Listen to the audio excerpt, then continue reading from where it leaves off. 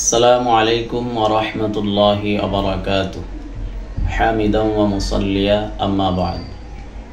সুপ্রিয় দর্শক শ্রোতা, আমরা আজকের পর্বে আলোচনা করব পবিত্র মাহে রমজান কেন্দ্রিক আমাদের সমাজের আরেকটি ভুল প্রচলন নিয়ে। প্রিয় দর্শক, আমাদের সমাজের একটি তিক্ত বাস্তবতা হচ্ছে পবিত্র মাহে রমজানে আমরা যেই তারাবির সালাত আদায় করে থাকি, এই তারাবির সালাতে বলতে গেলে আমাদের সমাজের প্রায় বেশিরভাগ মসজিদগুলোতে অতি দ্রুত গতিতে কুরআনুল কারীমের তিলাওয়াত করা হয়।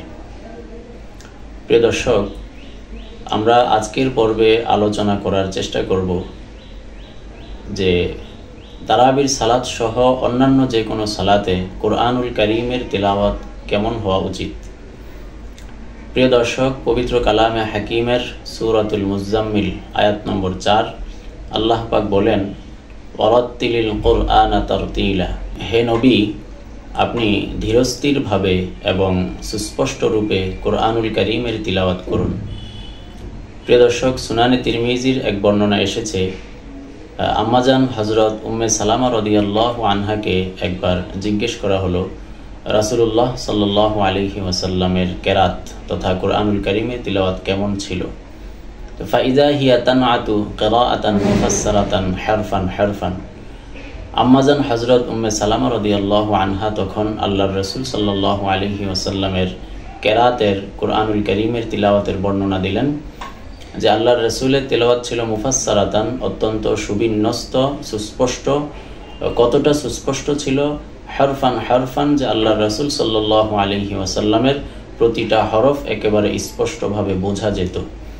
প্রিয় দর্শক, কুরআনুল কারীমের আয়াত এবং এই হাদিস থেকে আমরা যেটি বুঝলাম সেটি হচ্ছে যে কুরআনুল কারীমের তিলাওয়াত এভাবেই হওয়া উচিত যে যেন আমার শ্রোতা যারা কিংবা আমার পিছনে মুসল্লি যারা ইক্তেদা করছেন তারা যেন আমার প্রতিটা শব্দ তাদের কানে পৌঁছে এবং তারা সুস্পষ্ট রূপে শোনেন এবং বুঝতে পারেন।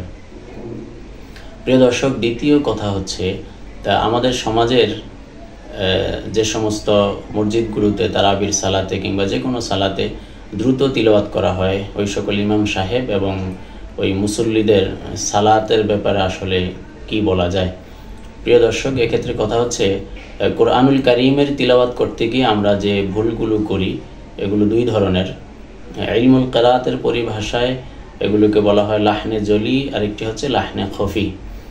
লাহনে জলি যেটি, সেটি হচ্ছে বড় ধরনের ভুল, অর্থাৎ একেবারে হরফই পরিবর্তন হয়ে গেল কিংবা কোনো হরফ ছেড়ে দেওয়া হলো, এক হরফের জায়গায় অন্য হরফ পড়া হলো। তো এরকম হলে সালাতই হয় না, সালাত দ্বিতীয়বার পড়তে হয়, এটিকে লাহনে জলি বলা হয়। আরেকটি হচ্ছে লাহনে খফি তথা ছোট ভুল, সেটি হচ্ছে এমন মাখরাজের মধ্যে কোনো ত্রুটি হওয়া কিংবা হরফ উচ্চারণের সিফাতের ক্ষেত্রে ত্রুটি হওয়া। এগুলোর কারণে যদিও সালাত নষ্ট হয় না, তবুও এ ধরনের ভুল থেকে অত্যন্ত সতর্কতার সাথে এ ধরনের ভুল থেকে বেঁচে থাকা উচিত। প্রিয় দর্শক, আসুন আমরা পবিত্র মাহে রমজানের সালাতুত তারাবিহ তথা কিয়ামুল লাইল অত্যন্ত সুন্দরভাবে, ধীরস্থিরভাবে এবং সুচারুরূপে পালন করার চেষ্টা করি। আল্লাহ তাআলা আমাদেরকে তৌফিক দান করুন।